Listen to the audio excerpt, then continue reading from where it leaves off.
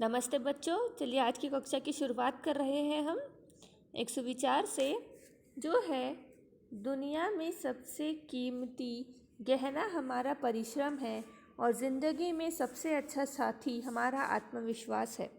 अर्थात यदि आपको कुछ करना है, जैसे हम अच्छा दिखने के लिए ज्वेलरीज पहनते हैं ना, वैसे ही अच्छा आने के लिए हमें गहना क्या चाहिए? परिश्रम, मेहनत, हार्डवर्क।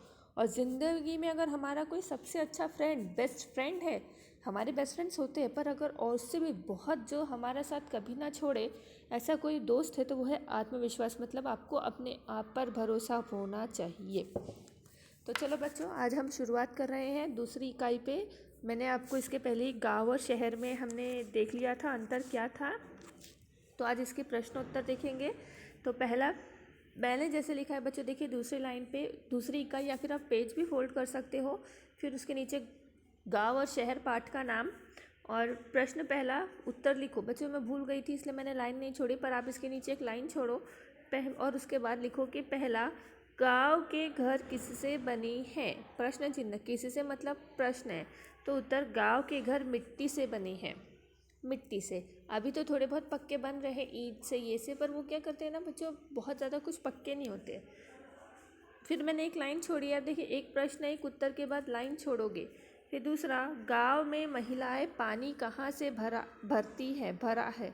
गांव में महिलाओं ने पानी कहाँ से भरा है। महिलाओं आएगा बच्चों यहाँ पे, मैं आपको जब पीडीएफ दूंगी तो उसे सुधार दूंगी। तो उत्तर, गांव में महिलाएं पानी कुएं से भरती है। ये सही है, प्रश्न में थोड़ा चेंजेस करेगा तो वो आपको पीडीएफ में बराबर मिल जाएगा। तीसरा, फिर लाइन छोड़िए बच्चों मैंने। फिर तीसरा, गांव में कौन से वाहन का चित्र दिखाया गया है। तो जैसे देखोगे आप लोग, गांव में बैलगाड़ी, ट्रैक्टर, वाहन दिखाए गए हैं। फिर मैंने फिर एक लाइन छोड़ी है। चौथा, गांव के विद्यालय का नाम क्या है। तो गांव के विद्यालय का नाम समता विद्यालय है। क्या है? समता विद्यालय। पांचवा, गांव के चित्र में क्या घोषवाक्य लिखे हैं। घोषवाक्य जैसे स्लोगन। तो गांव के चित्र में निम्नलिखित घोषवाक्य लिखे हैं। पहला, स्वच्छ ग्राम स्वस्थ ग्राम। ग्राम मतलब गांव। गांव शहर की प्रगति देश की उन्नति। मतलब जब गांव और शहर की प्रगति होगी तभी देश की उन्नति होगी। तो जैसे बच्चों ये पहला पेज था, तो मैंने पूरे इसमें गांव के ही प्रश्न उत्तर लिखे हैं, जिससे आपको समझने में सरलता होगी, आसानी होगी।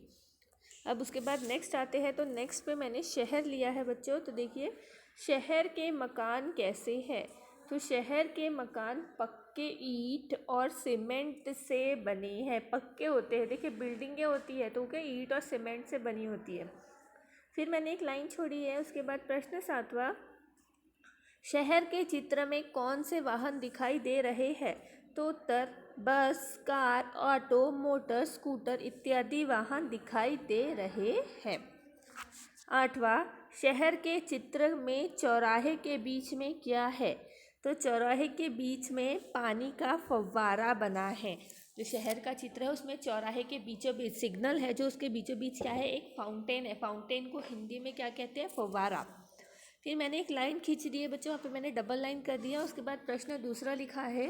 प्रश्न दूसरा, सही विधान पर सही और गलत में गलत का निशान लगाओ। मतलब सही या गलत है। तो पहला, गांव में शिक्षा की कोई सुविधा नहीं है। तो ये बिल्कुल गलत है, क्योंकि गांव में जो पाठशाला थी, विद्यालय थी, उसका नाम क्या था? समता विद्यालय। मतलब वहाँ पे शिक्षा की सुविधा है, तो इसीलिए यह गलत है।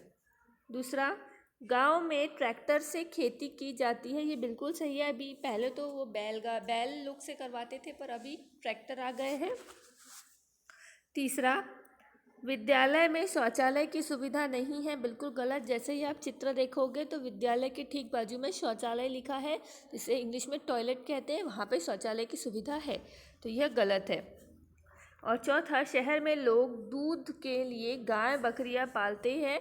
तो ये गलत है, क्योंकि गांव में कैसे गाय बकरियां पालते हैं, पर हम क्या करते हैं, पैकेट वाले दूध लेके आते हैं, या फिर कोई भैया होता है जो गाय बकरी पालता है, हर कोई नहीं, और वो वहाँ से उसका दूध बेचता है।